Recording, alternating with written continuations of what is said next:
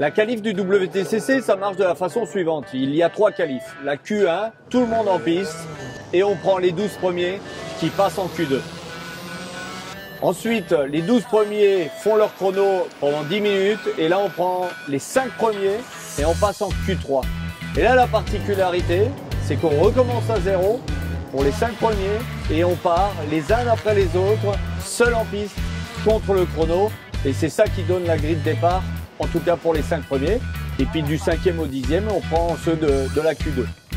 La particularité de la Q3, c'est qu'elle marque des points. Donc celui qui fait la pole position prend 5 points, et puis ainsi de suite, 5, 4, 3, 2, 1 pour le 5e. Et c'est pneus neufs obligatoires pour tout le monde. 4 pneus neufs pour les 5 qui passent en Q3 et qui sont hors quota du week-end.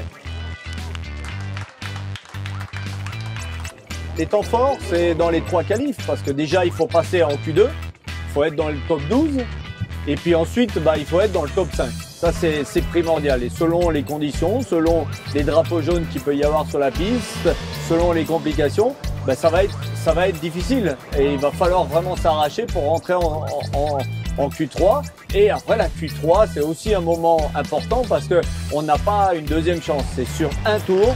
Même si on a fait la pole position sur la Q2, on peut se retrouver 5e dans la Q3 si on n'arrive pas à finir son tour. Alors l'une des particularités du WTCC, c'est qu'il y a 2 courses. Et la deuxième course, on prend les 10 premiers de la grille de départ de la première course, on les inverse pour la deuxième course. Ça veut dire que le poleman partira 10e et le 10e partira premier.